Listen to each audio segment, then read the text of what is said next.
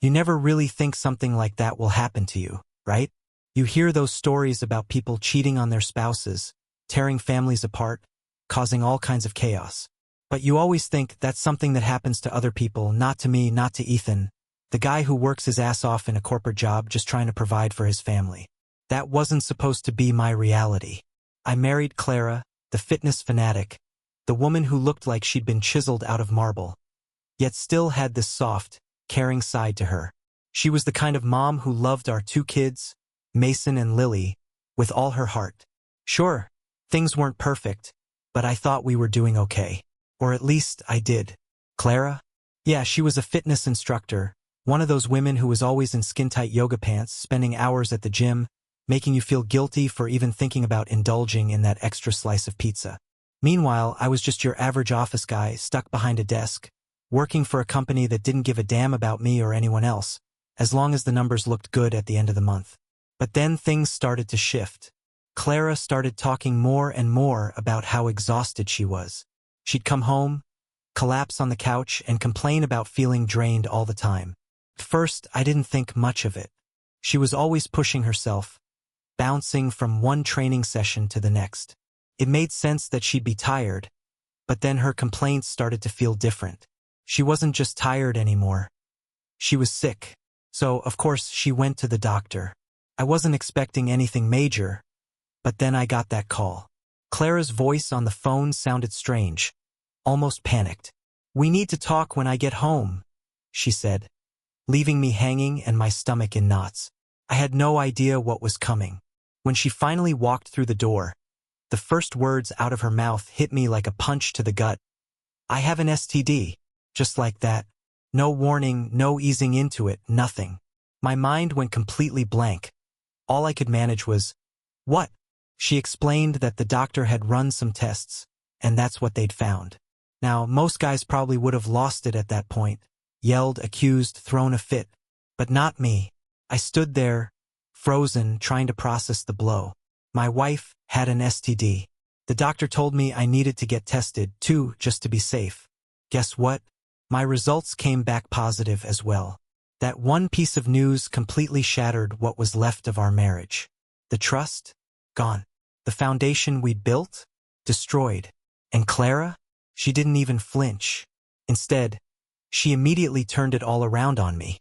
"This is your fault," she snapped the second we were alone. "Who the hell have you been messing around with?" I was floored. Me? Cheating? I had been nothing but loyal to her.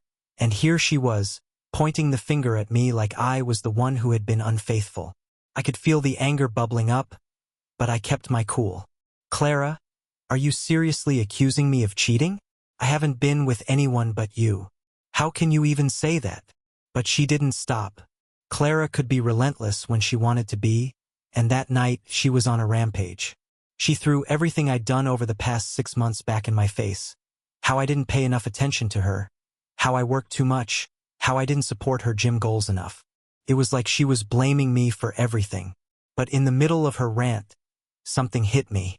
The late nights at the gym, the new outfits she started wearing after work, the distance between us. It all started to make sense.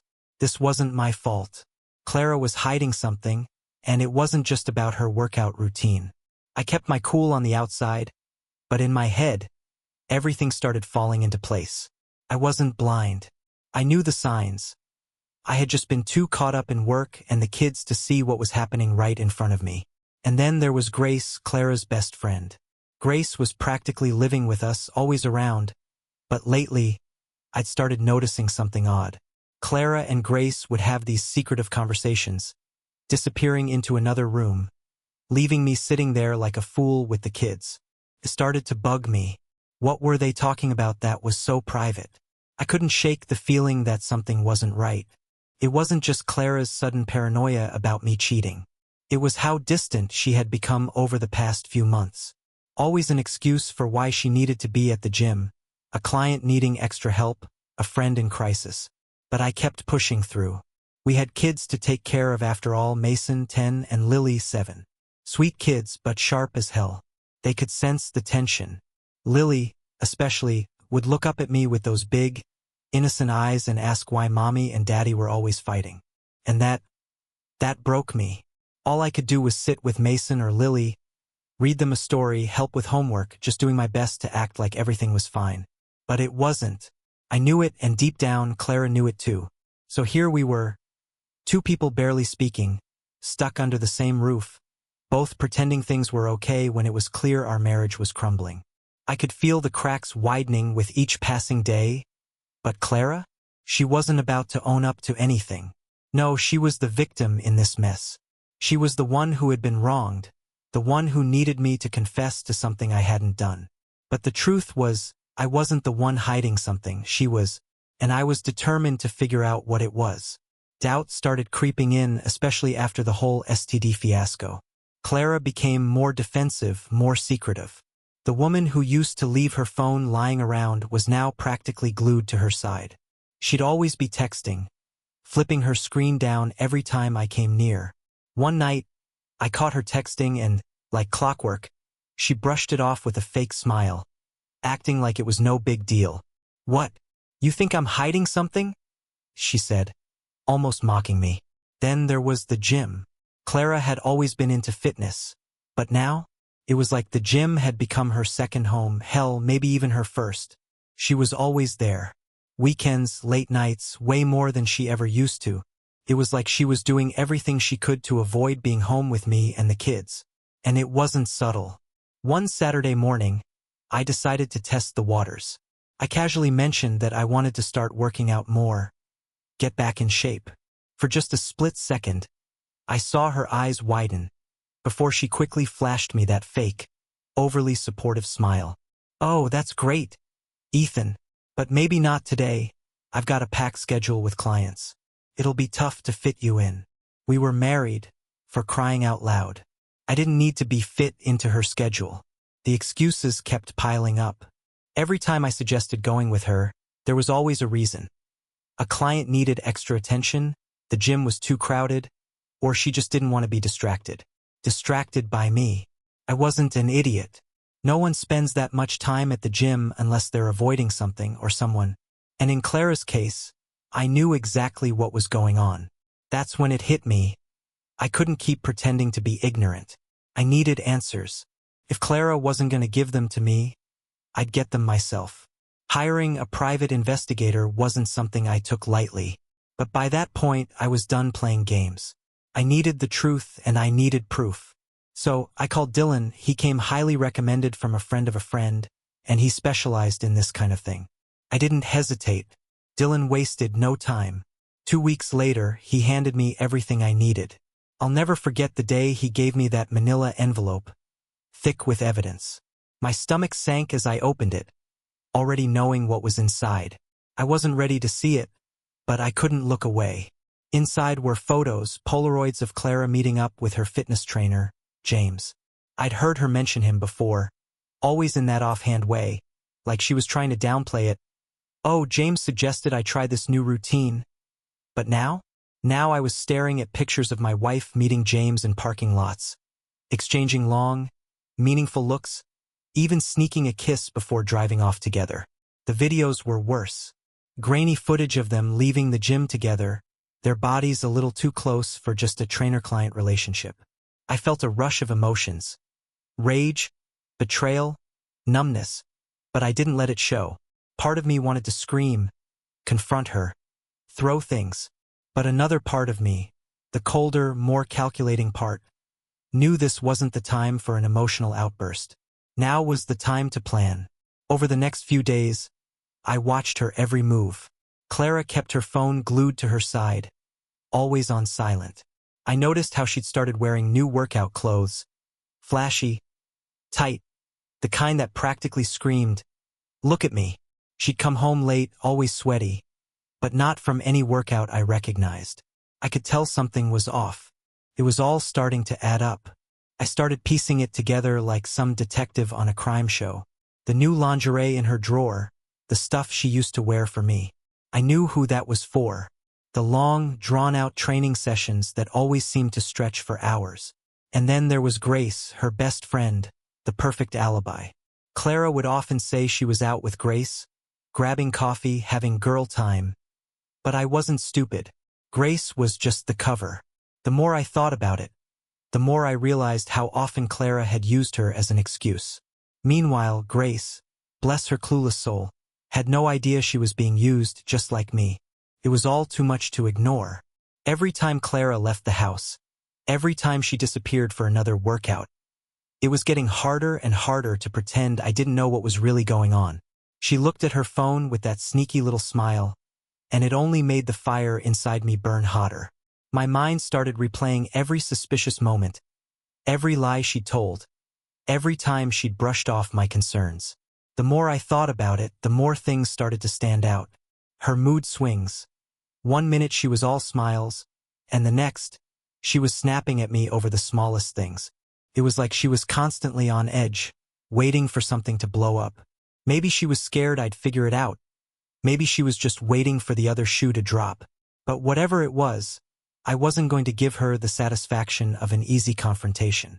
I wasn't about to blow up in some dramatic argument. No, I had something far better planned. Revenge. I started going over the evidence. The photos and videos weren't just proof of Clara's betrayal. They were my ticket to making her squirm. I wasn't going to just shove them in her face and walk away. That would have been too easy. I wanted to make her life a living hell, slowly, painfully. And I wanted James to pay, too. He wasn't going to get to just coast along, playing the part of the innocent personal trainer. After what he'd done, I'd make sure he lost everything. It was all about patience. Every day, Clara came home a little later, her excuses growing weaker, her smiles more forced. But I kept playing along, acting like everything was normal at home. I watched her, knowing exactly what she was up to, but I didn't say a word. The tension between us grew thicker. She was nervous, probably wondering if I'd figured it out. Maybe the STD scare had shaken her more than I realized. But either way, I kept my cool. At night, after the kids were in bed and Clara retreated to her side of the bed, I was already strategizing. I just wanted to see James lose it all, his job, his reputation, any future he thought he had as a big-shot trainer. He didn't deserve to keep skating by after everything he'd done. So I came up with a plan. I made an appointment with the gym management, pretending I wanted to discuss upgrading my membership. It wasn't the best excuse, but it worked. When I sat down with Michael, the middle-aged manager, I could tell he wasn't prepared for what was coming. I pulled out the photos, Clara and James sneaking around, not even bothering to hide their little rendezvous. Michael's expression shifted quickly, from confusion to shock. "I'm not here to make a scene," I told him, keeping my voice calm and controlled, though my heart was pounding in my chest. "But I think you need to see this. Your employee, James, has been getting a little too close with one of his clients." I slid the photos across the desk, watching Michael's eyes widen. He wasn't just shocked. He was furious. The gym had a reputation to protect, and the last thing they wanted was a scandal involving one of their trainers getting too cozy with a married woman. "If this goes public," I continued, "it could be disastrous for your business. But I'm willing to keep it quiet on one condition. You fire James, no questions asked, and make sure he doesn't get any glowing references. Make it impossible for him to find work in this field again." Michael didn't argue. He knew exactly what was at stake. Within an hour, James was out of a job. Just like that, I'd taken his livelihood. But I wasn't done yet. On my way out, I bumped into Benjamin, an older employee at the gym. Benjamin wasn't exactly close to James, and from the way he spoke, it was clear he didn't respect him much. He'd witnessed James's behavior before, flirting with clients, taking advantage of his position. Clara was just the latest in a long line of poor decisions. Benjamin wasn't shy about offering me a little help. "I've seen what he's been up to," he said, his voice low as we spoke near the front desk. "I don't like the way he treats people. You did the right thing." We exchanged numbers, and Benjamin promised to keep me updated on any fallout. He didn't need much convincing. He was just as eager as I was to see James get what was coming to him. At home, I kept my cool with Clara. Every time she came back from the gym, I could practically feel her nervous energy. Maybe she was starting to realize things weren't adding up.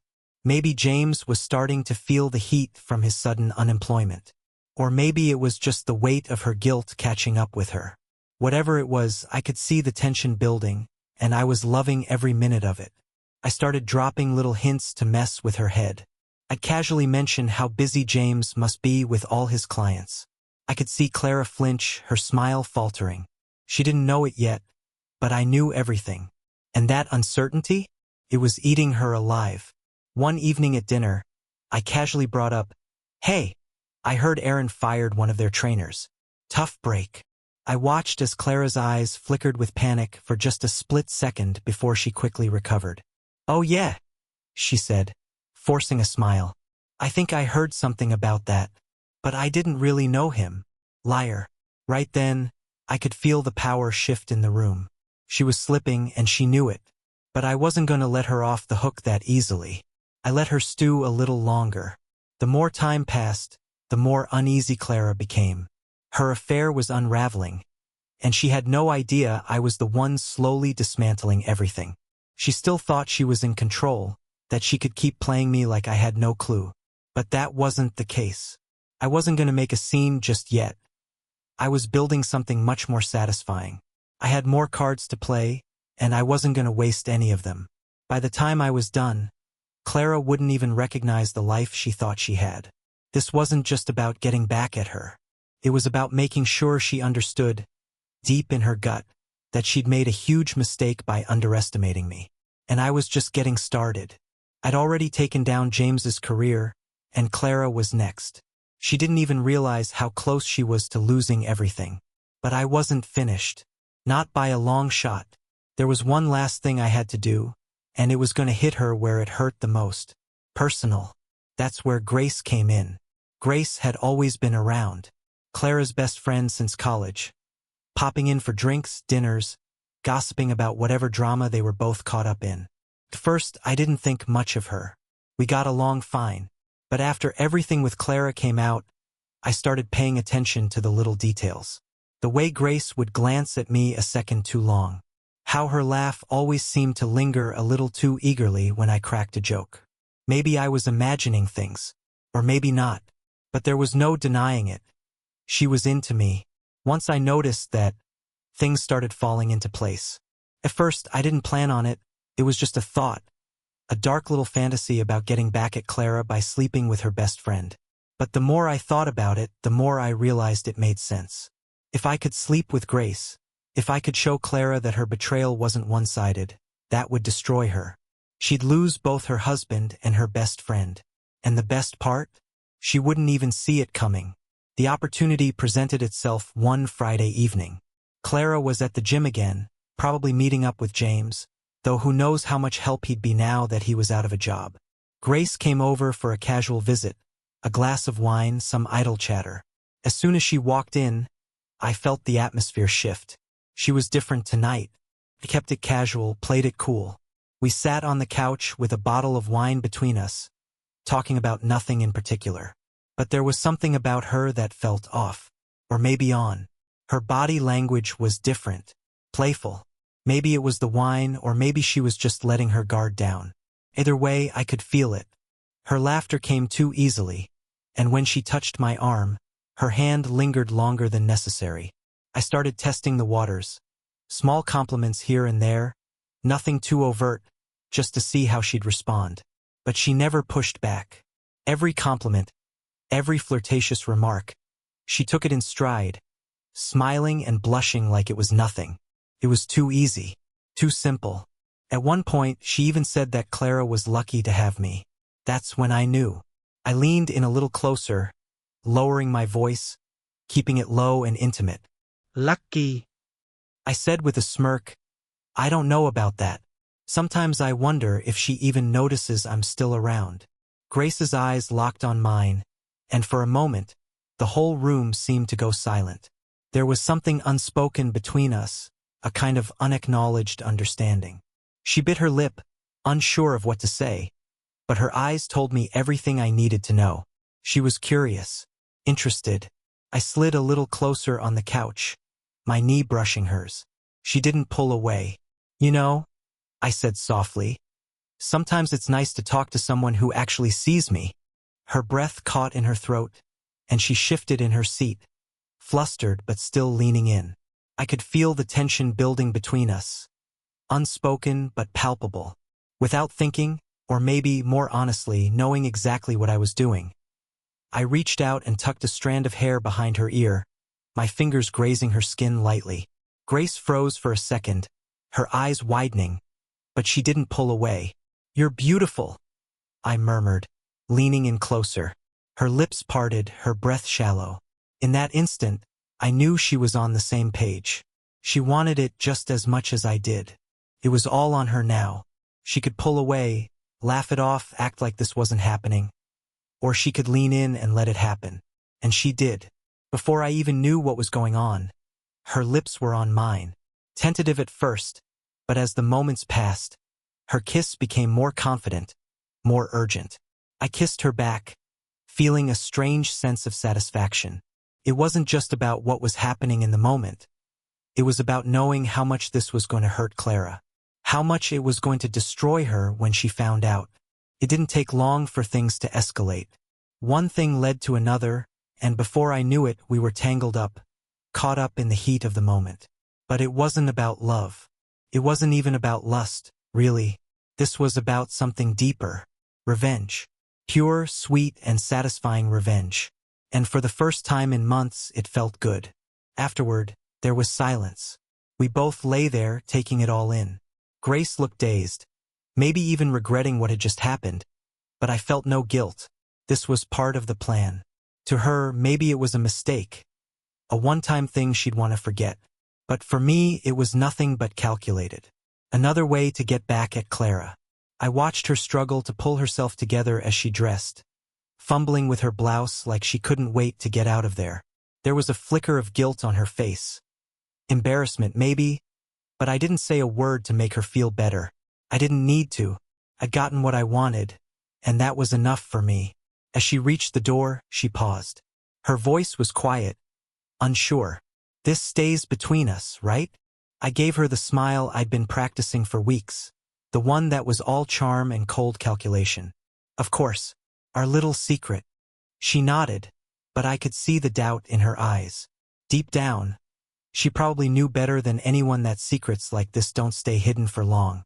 Once the door clicked shut behind her, I sat back on the couch, a sense of triumph flooding through me. Clara was still blissfully unaware, going about her day like nothing had changed. She had no idea that her best friend had just spent the night in our bed, and that made my victory all the sweeter. I could feel it. The moment had come. After weeks of letting Clara squirm, feeding her guilt, pushing her paranoia, it was time to end this. For good. It was a Friday night. The kids were asleep, and I'd been thinking about this moment for days, imagining how it would play out. Part of me wanted a big, dramatic confrontation. Anger, accusations, the kind of chaos that would make her feel every bit of her betrayal. But the calm, calculated part of me knew that staying detached, cold, would hurt her more. Clara had been playing me, manipulating everything to make herself the victim. I wasn't going to let her get away with it. I found her in the living room, scrolling through her phone. She looked up when I entered, her face unreadable, but I could see her tension, like she was waiting for something. She had no idea what was coming. "Clara," I said, keeping my voice steady. "We need to talk." There was something in my tone that made her freeze, just for a second. I saw the flicker of nervousness in her eyes, the subtle shift in her posture. But she still tried to play it cool. "What's going on?" she asked, setting her phone down but keeping it close, like it was some kind of lifeline. I didn't waste any time. I pulled out the envelope Dylan had given me weeks ago, the one filled with the photos and videos of her and James sneaking around behind my back. I threw it onto the coffee table between us and watched her face go white. "What's that?" Her voice cracked as she asked, though she already knew. Deep down, she knew exactly what was inside. "Open it," I said, crossing my arms, leaning against the couch. My heart was pounding, but I kept my voice steady, cold. Clara's hands shook as she reached for the envelope, as if delaying the inevitable might somehow change the truth. But there was no escaping it now. She pulled out the photos one by one, and with each new image, her face drained a little more of color. Her silence grew heavier, the panic setting in. I watched as she flipped through the photos, her mind racing, her carefully hidden life falling apart in front of her. I didn't, she started, but I couldn't let her lie again. Don't even, I said sharply, my voice cutting through the air like ice. I pulled out my phone and pressed play on the video Dylan had given me. The quality was grainy, shot from far away, but it was enough. The footage showed her and James sneaking away from a parking lot, practically all over each other. I know everything, Clara, I said, my voice low but certain. The affair with James, the lies, the excuses, all of it. She stared at me, frozen. Her eyes widened in shock, and for a moment, I could see the mask slip. I could see her trying to pull herself together, but it was too late. She knew. Ethan, it's not like you think. He's just a... I didn't let her finish. Stop lying, I snapped, my words sharp, filled with disgust. I've got the photos, the videos. I've known for weeks, I said, my voice cold and emotionless. So don't even try to deny it. I could see her face crumble as the weight of what I'd said hit her. For a second, she seemed on the verge of tears, but I didn't buy it. Not anymore.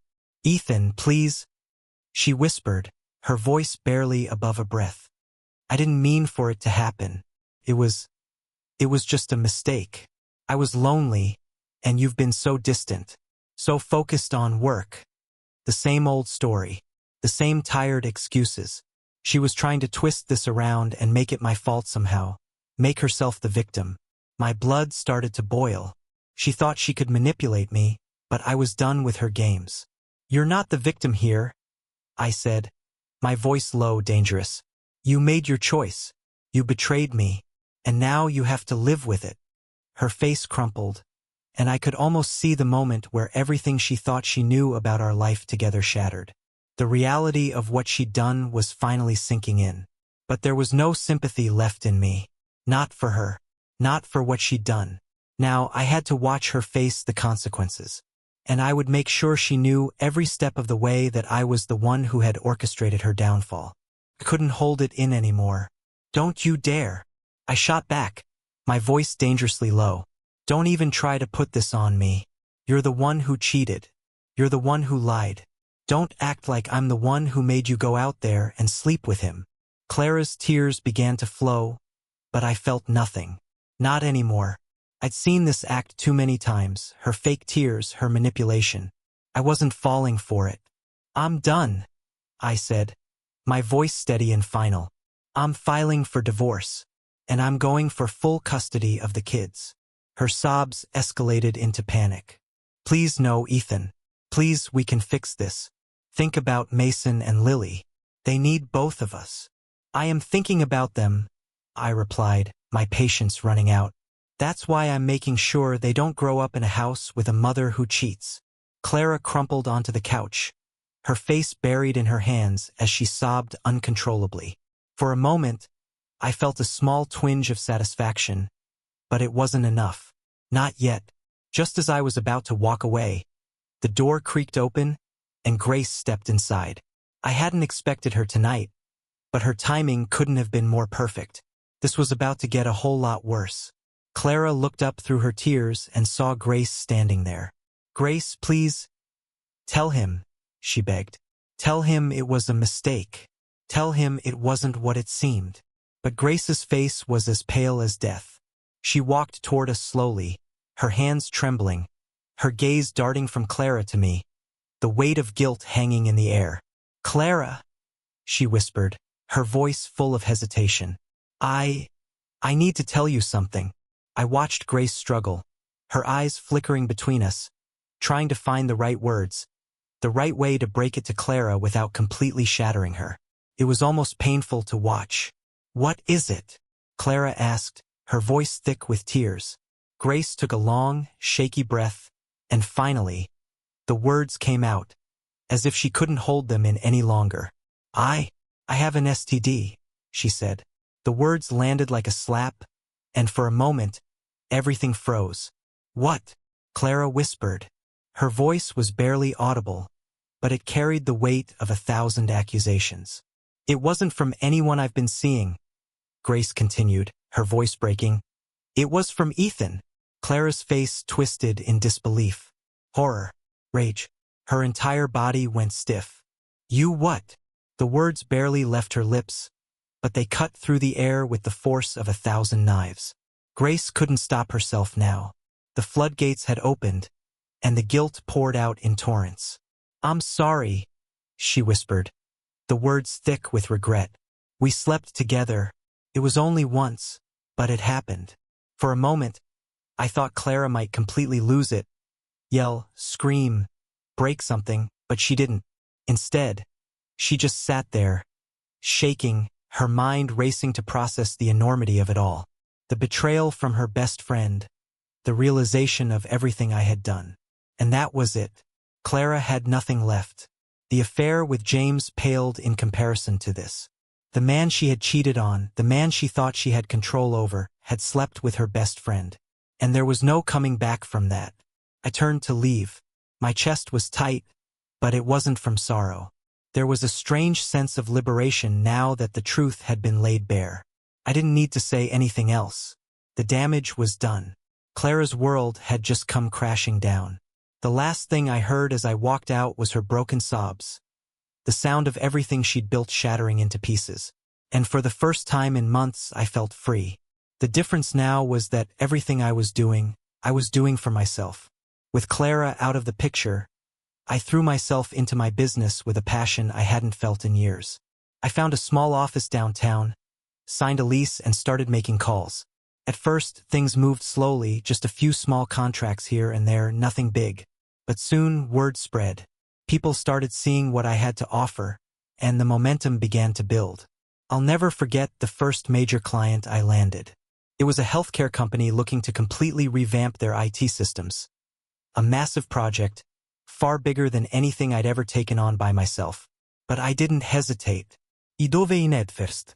And it paid off. Within a year, my business was booming. I had more work than I could handle on my own, so I brought on a few trusted colleagues.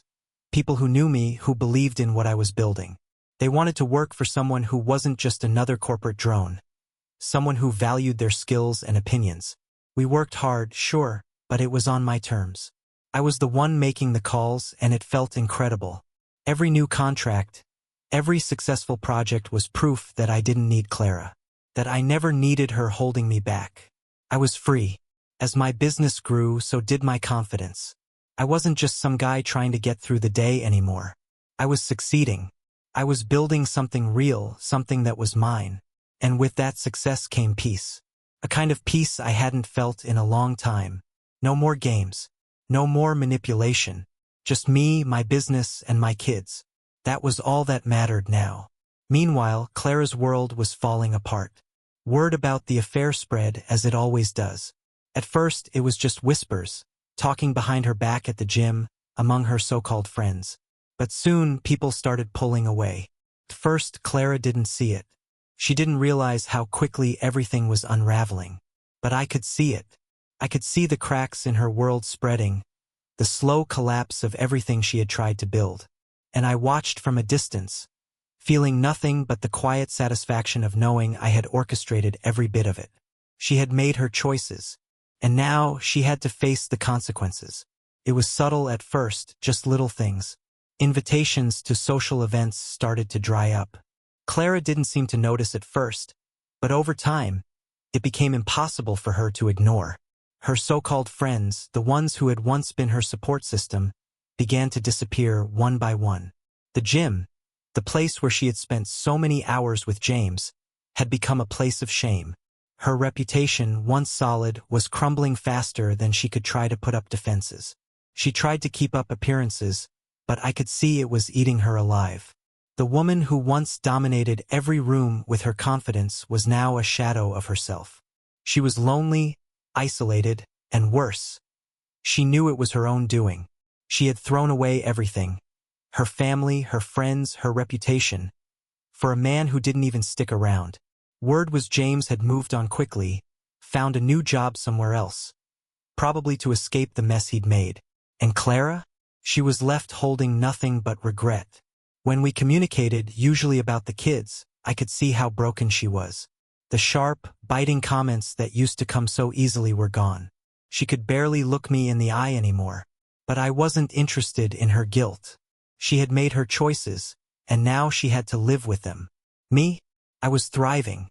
My business was growing, and with each success I felt a little lighter. The emotional hold Clara once had over me, the constant criticisms, the manipulation, was gone. She no longer had that power. Mason and Lily had adjusted better than I expected. They were happier than I'd seen them in years. Our home was filled with laughter again, free from the tension that had weighed us down for so long. I spent more quality time with them, time without her interruptions, time without her snide remarks. I was finally the dad I wanted to be, not the one she had tried to force me to be.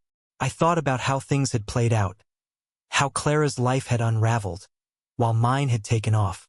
But I didn't feel sorry for her, not for a second. She had made her choices, and now she had to pay the price. For me, this was a fresh start, a new chapter. The toxic marriage that had once defined my life was now just a distant memory. And as I looked ahead, I realized that everything I was building, my business, my relationship with my kids, my peace, was mine to control. No one else's. Clara had lost everything. But I had gained something far more valuable, my freedom.